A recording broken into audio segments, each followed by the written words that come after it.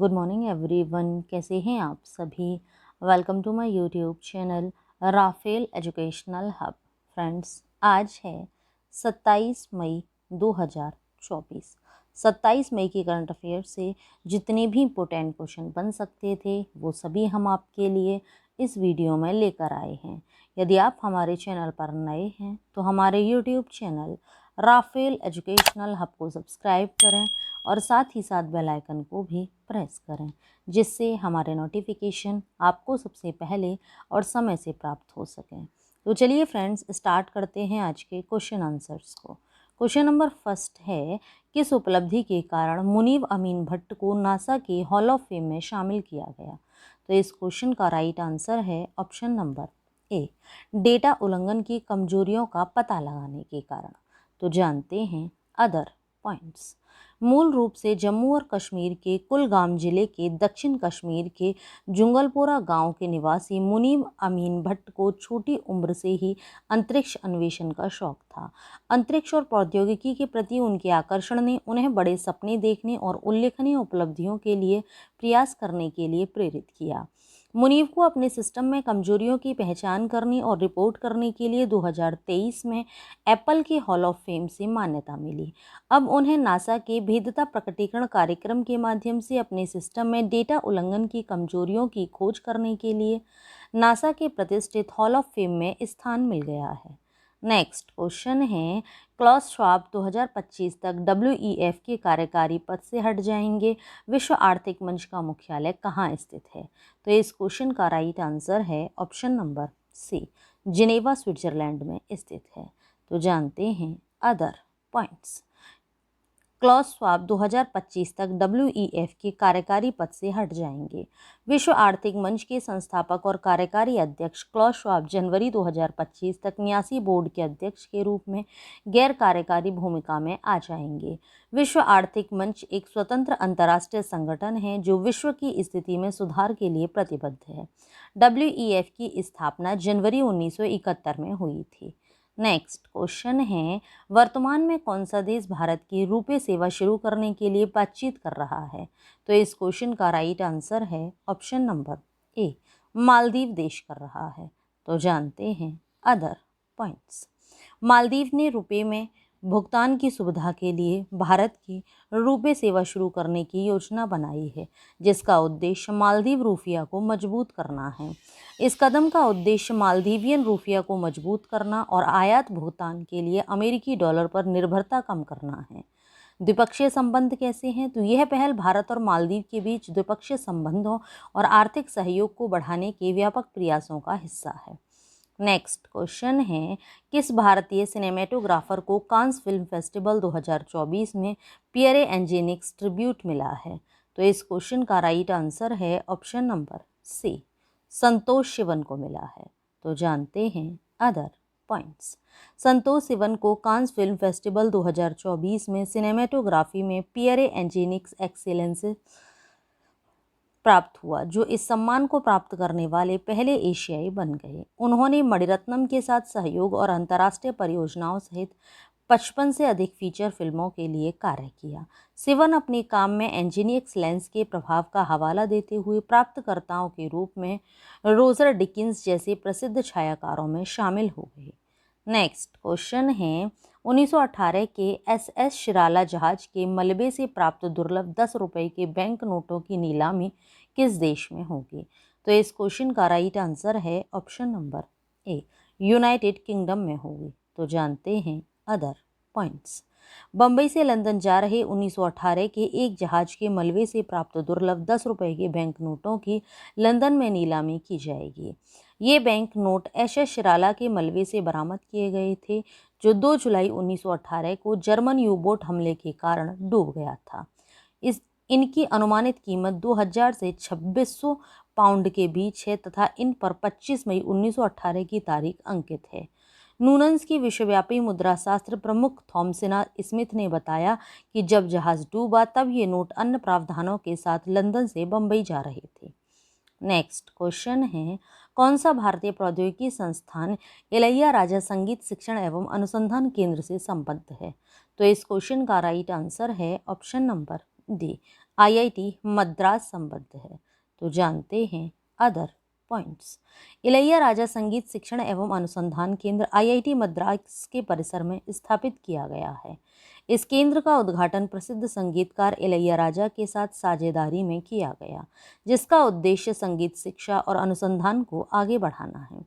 IITM के निदेशक we Kamakoti ने अनुसंधान क्षमता पर विशेष रूप से केंद्र में संगीत अध्ययन के साथ एआई को एकीकृत करने पर जोर दिया। नेक्स्ट क्वेश्चन है, संयुक्त अरब अमीरात के राष्ट्रपति ने किस देश की राजदूत को प्रथम श्रेणी स्वतंत्रता पदक प्रदान किया? तो इस क्वेश्चन का राइट आंसर है ऑप्शन नंबर सी, पराग्वे देश के राजदूत को।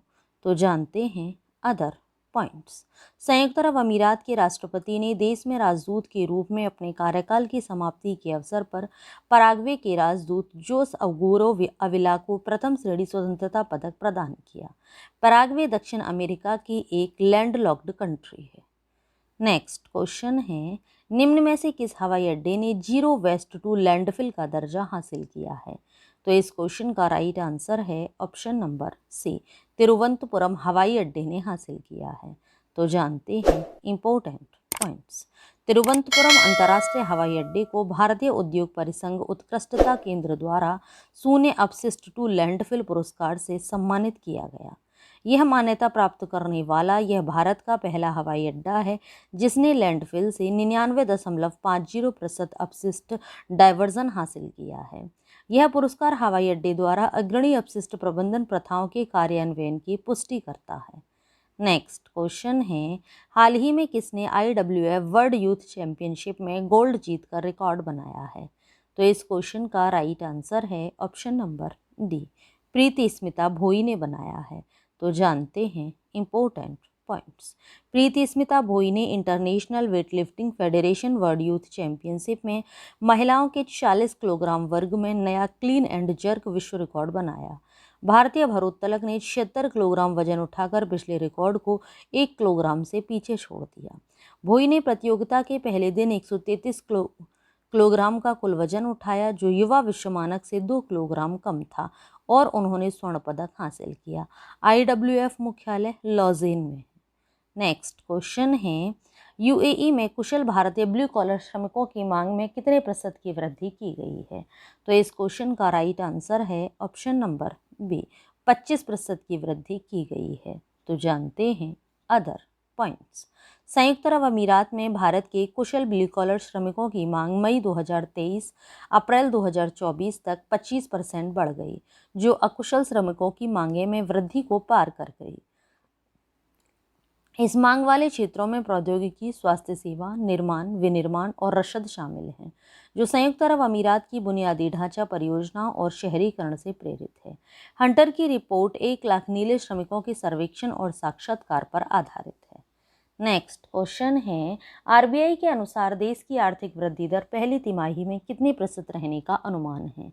तो इस क्वेश्चन का राइट आंसर है ऑप्शन नंबर बी, 7.50% रहने का अनुमान है। तो जानते हैं अदर पॉइंट्स। सकल मांग और गांवों में गैर खाद्यान्न वस्तुओं पर खर्च बढ़ने के साथ देश की आर्थिक वृद्धि दर चालू वित्त वर्ष की पहली तिमाही में 7.5% रह सकती है। भारतीय रिजर्व बैंक के जारी मुई बुलेटिन में यह कहा गया है। बुलेटिन में प्रकाशित अर्थव्यवस्था की स्थिति पर एक लेख में कहा गया है कि भारतीय अर्थव्यवस्था ने आपूर्ति श्रृंखला को प्रभावित करने वाली वैश्विक बाधाओं के बावजूद उल्लेखनीय मजबूती को दिखाया है। नेक्स्ट क्वेश्चन है, 2024 में 77वें कांस फिल्म महोत्सव में रेड कारपेट की शोभा बढ़ाने वाले पहले भारतीय पेजेंट निर्देशक कौन बने? तो इस क्वेश्चन का राइट आंसर है ऑप्शन नंबर ए, उर्मिमाला बोरुआ बने। तो जानते हैं अदर पॉइंट्स। उर्मिमाला बोरुआ ने 77वें कांस फिल्म महोत्सव में रेड कारपेट पर चलने वाली पहली भारतीय सौंदर्य प्रतियोगिता निर्देशक बनकर इतिहास रच दिया। कान में अपने पहले प्रदर्शन में उन्होंने अपने सपनों को साकार करने के लिए अत्यधिक आभार व्यक्त किया, जो उनके इस मंत्र पर आधारित था, सपने देखो, उन पर विश्वास करो, उन्हें हासिल करो। नेक्स्ट क्वेश्चन है, टाटा मोटर्स के साथ किस कंपनी ने ईवी डीलर फाइनेंसिंग लॉन्च की है? तो इस क्वेश्चन का राइट आंसर है option number B, Bajaj finance ने। तो जानते हैं अदर पॉइंट्स। टाटा मोटर्स ने अपने यात्री और इलेक्ट्रिक वाहन डीलरों को कार्यशील पूंजी तक पहुंच बढ़ाने के लिए वित्त समाधान प्रदान करने के लिए बजाज फाइनेंस के साथ सहयोग किया है। Tata Motors passengers vehicles, Tata passengers electric mobility और बजाज फाइनेंस के बीच समझौता ज्ञापन का उद्देश्य न्यूनतम संपार्श्विक के साथ डीलर फंडिंग की सुविधा प्रदान करना है। इसका उद्देश्य यात्री और इलेक्ट्रिक वाहनों के लिए बढ़ते बाजार का लाभ उठाना है। नेक्स्ट क्वेश्चन है, अफ्रीका दिवस कब मनाया जाता है? तो इस क्वेश्चन का राइट आंसर है ऑप्शन नंबर डी, 25 मई को अफ्रीका दिवस मनाया जाता है। यह दिवस क्यों मनाया जाता है, क्या उद्देश्य है, ये सभी पॉइंट्स हम जान लेते हैं। अफ्रीका दिवस 25 मई 1963 को अफ्रीकी एकता संगठन की स्थापना का वार्षिक स्मरण उत्सव है। स्वतंत्र अफ्रीकी राज्यों की पहली कांग्रेस 15 अप्रैल 1958 को अकरा, घाना में आयोजित की गई थी।